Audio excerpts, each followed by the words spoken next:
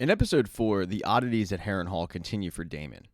In one particular instance, he dreams that Rhaenyra is on the throne, and he gets so annoyed with the fact that she stole the throne from him that he cuts her head off. When he wakes up, he realizes it is a dream, but his hands are covered in blood. He gets awoken by Sir Simon Strong, who is currently the head of Harrenhal. He's related to Lord Larys, but those two don't get along. It's one of the reasons why Simon Strong decided to just kind of give Harrenhal off to Damon when he showed up. But Damon is at Harrenhal because he needs an army. Simon Strong doesn't have one, but he's going to need one sooner than he thought. Simon Strong lets him know that there was a raven that gave them updates on everything that's going down with Criston Cole gaining forces left and right. He's tripled his army in size since he's left King's Landing, and it looks like Harrenhal is the destination. What Simon's concerned with is, even if Damon can convince the Rivermen to fight for him, they're not going to be ready in time. And Damon gets a cold reality of that when he meets with the heir to River Run, Oscar Tully. The problem is, Oscar Tully's not speaking for his grandfather. He's got too much respect for him. And Damon, when he poses the question, will you kill him to take over so we can actually do something? Oscar Tully kind of looks at him like he's nuts and says, no, I'm not doing that. And Damon says, well, then you're useless to me. Damon's getting more and more frustrated. He doesn't have an update, and because of that, he hasn't sent any news to Rhaenyra or her council. That night, though, the bad dreams continue. He wakes up in the middle of the night. He can hear somebody outside of his room. He follows that person. And when he catches up to him, he's really surprised because the person looks a lot like Aemon. When he follows it down a corridor, that's when he runs into Alice Rivers. And he can't quite figure her out. She says pretty weird stuff, like she's been there for a long time, but she does let him know that Harrenhal is haunted. It has been haunted. So if he's seeing things, that's kind of to be expected. But it also seems like she knows that he's seeing things. She's also the only person there that isn't intimidated by him. And a prime example of this is when she questions what exactly he's doing there. She's figured out that he must have had a quarrel with his wife because he took the castle and he sent no ravens. And she figures that it probably has something to do with the fact that he's still upset that the girl that he grew up with and bounced on his knee stole the thing that he wanted most, which was a claim to the throne. So she asks, are you here just to stake your own claim? And he's so thrown off by all of this that he doesn't quite know what to say. That's when she hands him this drink that she made and says, drink this, you're going to need it. And when he does, he wakes up at a table with Simon Strong and the head of House Blackwood. He has no idea how he got there. He doesn't even know why the head of House Blackwood is there. And that's when Sir William Blackwood says, I'm here because you requested that I be here. As he's listening to Blackwood talk about how he will support Rhaenyra, that's when Damon sees another vision. This time, it's of his ex-wife, Laena. Damon's so thrown off that Damon doesn't quite know what to make of anything these days. But as for Sir Criston Cole, yeah, he is dominating. I mean, he has tripled his army, and it does seem like the next likely stop is Harrenhal. After Criston Cole takes Duskendale, the next likely spot would have been Harrenhal, but he throws a curveball and decides to go to a little tiny castle called Rook's Rest. Doesn't really make sense to anybody except Sir Criston Cole. And that's because Sir Criston Cole has been working not with the king, even though he is the king's hand. No, he's been working with the king's brother, Aemon. When Aegon meets with his council, he is livid with the fact that Damon has apparently taken Harrenhal. Word has gotten to them, and it's thrown the king off a little bit, especially with Lord Larys being a strong. So he starts to blame Lord Larys for it, but Lord Larys isn't really concerned with Harrenhal. He knows what Harrenhal is. It's an empty, haunted castle. There's nothing really there. If Damon wants it, take it. The way that Larys looks at it, Damon's kind of wasting his time. And when Aegon hears this, you can tell that he does understand the logic, but he's just more annoyed with the fact that he wasn't informed. And that is when Aemon steps in and says Harrenhal's going to wait because Criston Cole is going to Rook's Rest. Aemon starts to inform the entire council of why Criston Cole is doing this, and it does make a lot of sense. Rook's Rest is weakly defended, and as a bonus, one of Rhaenyra's council members is in charge of it. But the real strategy in this is, after Criston Cole takes it, they'll be able to cut off Dragonstone by land. Aemon finishes up by telling everybody that this war is not going to be won with dragons alone, it'll be won with dragons flying behind men. And when Aegon hears all of this, he's livid. He wants Criston Cole to turn around, go back, get Harrenhal. But Aemon lets him know it's too late. And when Aegon hears that Criston Cole was sending word to Aemon and not himself, the king, he gets super upset. And that's when Aemon, remembering how his brother showed up at the brothel and embarrassed him, gets a little payback. He starts speaking High Valyrian, knowing full well that his brother doesn't speak it quite well. And while the conversation between the two isn't all that important, it's just another embarrassing moment for the king in front of his council. It makes him look powerless. Aegon is forced to kind of sit back and listen to his brother tell the entire group once again why Criston Cole leaving Harrenhal and going after Rook's Rest makes a lot of sense. And yeah, while it makes a lot of strategic sense, it leaves the king very, very annoyed. One person who's noticeably absent from the council meeting, though, is Alicent. She's still reeling from her meeting with Rhaenyra and what Rhaenyra said. Really, the only thing she's done that day is take that Westeros birth control, because at this point she's not really happy with Criston Cole, and I don't think she wants to have his baby very much. Lord Larys decides to pop in after the council meeting and check on Alicent. He gives her an update on how the meeting went, but what he's really done is come and check in on the relationship between her and Criston Cole. Doesn't take a real genius to figure out that, yeah, she's not really happy with him. But then Lord Larys notices that Alicent's been reading the history books, which he finds surprising. He knew that Viserys did it a lot, but Alicent's been doing it ever since the meeting with Rhaenyra.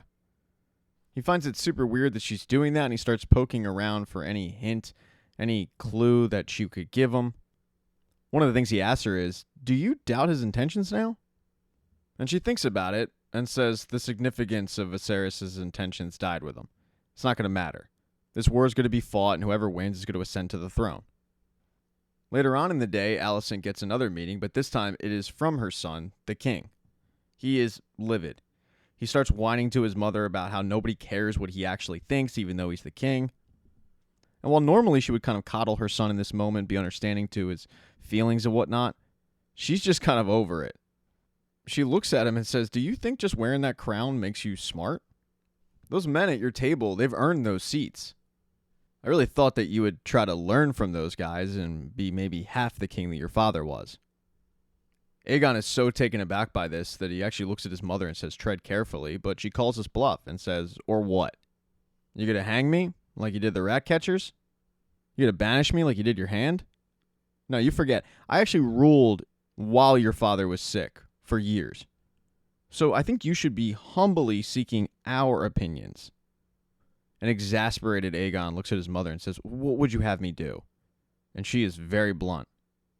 "Do what is required of you, which is nothing." And for an emotional Aegon, that's the worst thing he could have heard.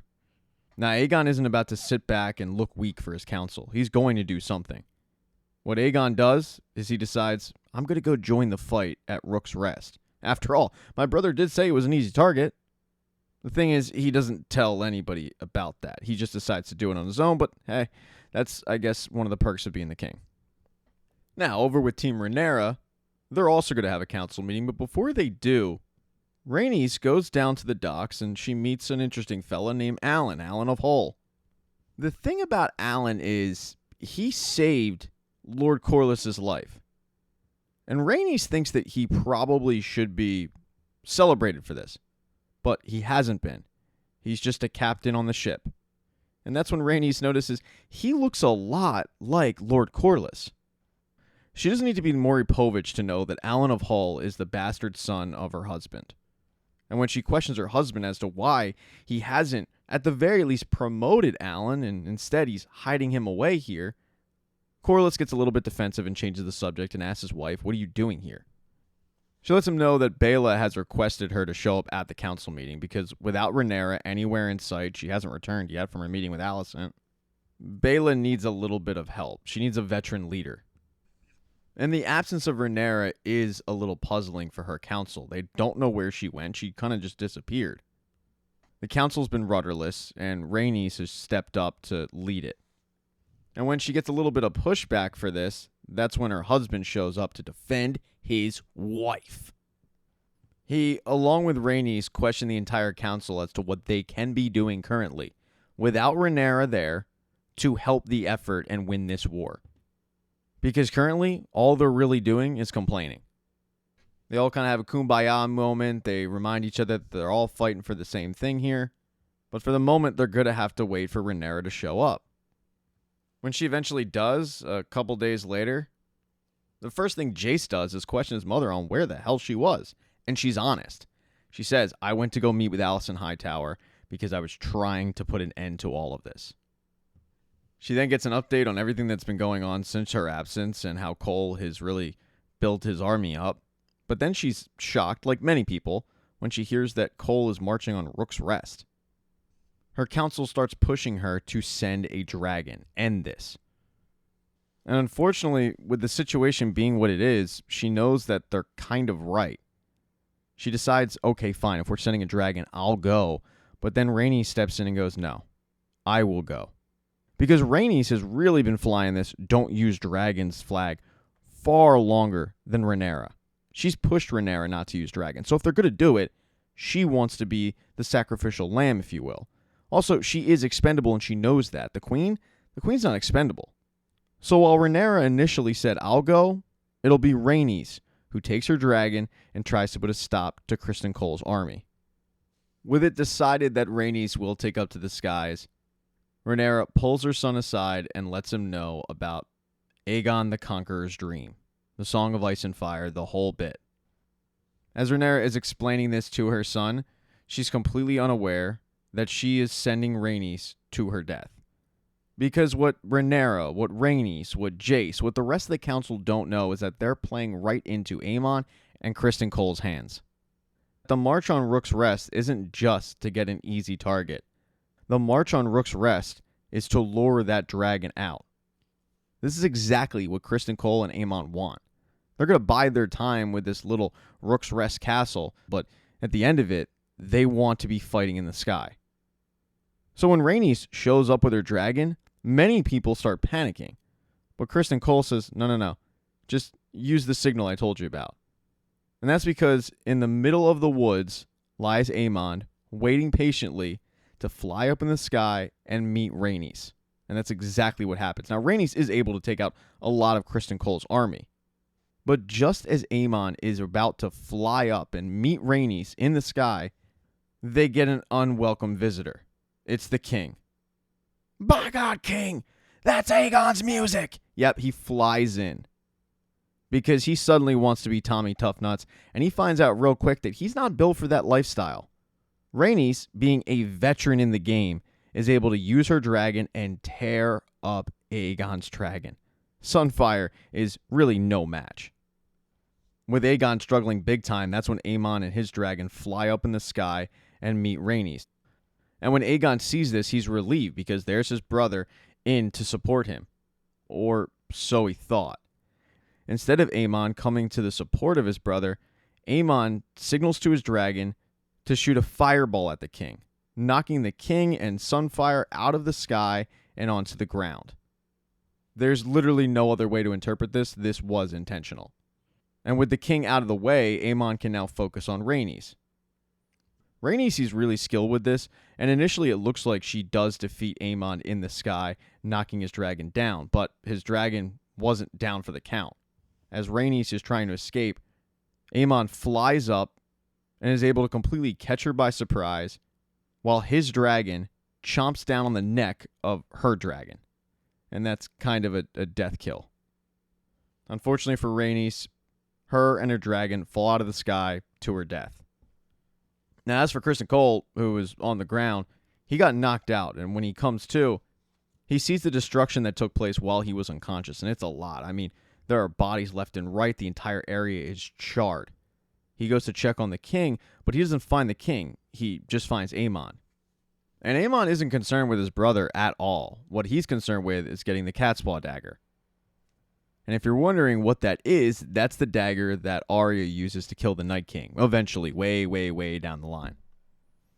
As Criston Cole walks up on Aemon grabbing that dagger, he does ask, where's the king? And Aegon just kind of points with the dagger and gestures he's over there. And if by some miracle Aegon is alive, he is not going to make it. And Criston Cole, who never planned for this to happen, feels horrible. and just drops to his knees. Thank you so much for checking out this recap. Please consider subscribing to the channel and subscribing to my Patreon. Hit thumbs up if you liked it. Smash that thumbs down button if you thought it sucked.